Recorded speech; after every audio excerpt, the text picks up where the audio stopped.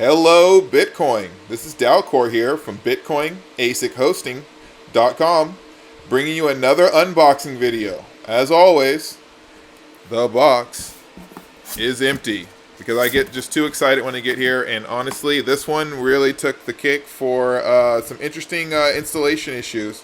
But without further ado, we have now the Dragon T1 miner. This is one of the newer ASIC miners coming out of China. It looks like some sort of a clone using someone else's chips, and we have one running. So, first thing I want to bring into, and this is something that's really important, is that these units use a internal Raspberry Pi control unit, and the interface itself is actually in Chinese. So I'm going to show you guys this if you guys can see real quick.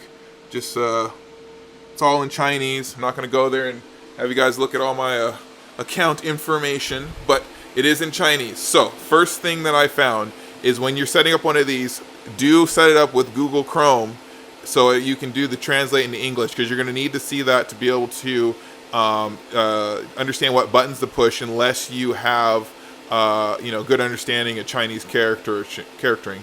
So that's the first thing. So this is supposed to be a let's see, it's running at 1 terahash right now. You can kind of see, I'll show you the little screen. I'm sorry about the error, but here you go. You can see what we got going on here. And let's see if we can kind of get it zoomed in. Yeah, it's kind of micro. There we go. Okay, well, if you can see that, but it says right now 1.018 terahash per second. And this is actually the LCD screen, even though it says to the front, this is actually the back of the unit. Here's where the warm air is coming out. So actually you're going to want to come around here and then focus on, put the cold air coming in on the intakes here where actually the power cord is. So minor thing, but so that's kind of the orientation. It is a much taller unit than normal, if you guys can tell. This is not quite 8U, but it seems like it's maybe 6 or 7U. So it's a very non-standard case. And stacking them could be an issue because you see right here, we do have a exhaust port up here with a running fan, so I'm not sure, it's not too warm right now under load, but I'm not sure if you cover this up what's going to happen in the internal dynamics. It might not be a problem. There is a warranty sticker right here, sealed up, and you got 3 fans in the back, and let's see, we got three fans in the front, none in the back, and then the LCD screen. Okay, so this one came set for a static IP address. So you got to make sure that when you get these units that you actually go through and change your adapter setting to match the subnet for this address so you can access the device. And then you'll find out that when you log into the actual interface, let me go back over here. You go into the interface, it will be in Chinese. The first line right here, it goes across the top, that's your network information. You'll be able to kind of tell that. This button right here, that sets network information. Now, you thought that it would save the worker information and everything else, but it actually does not do that. So you actually have a separate button to set the worker information for your pool. So then what you do is you set your information here and then put it on whatever your network so you can get back to it. And then what happens is then it will reboot over here, and then to confirm the change, you'll see the new IP address right across here. So this is how you confirm.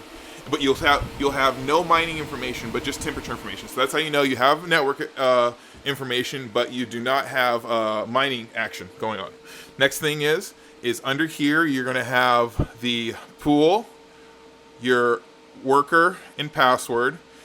The difficulty, it actually has an internal difficulty, so I changed this one to 1024 for the difficulty. And then right here is where you have to translate. Basically, I'm not actually sure how it works, but this is what I did.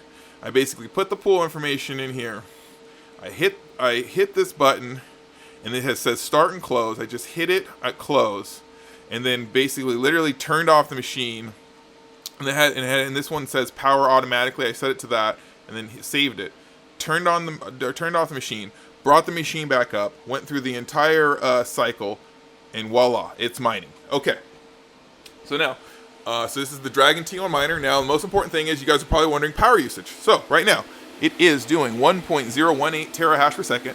It is running 1129 watts. Now, we just had this thing running for 20 minutes, so we're going to let it run all night. We'll let you know if there's an update video if it changes. This is what we're getting about 11:30, let's call it that.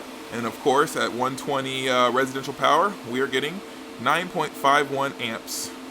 And then we're here, we're doing 118 volts are coming, getting pulled out of the wall. So that's what we have going on here. This is the new Dragon T1 miner, coming with some of these new chips, and has a 1,000 watt supply, single power from the back, nothing special, no 230 or two phase. This is just single regular power supply, and yeah, it seems to work real well.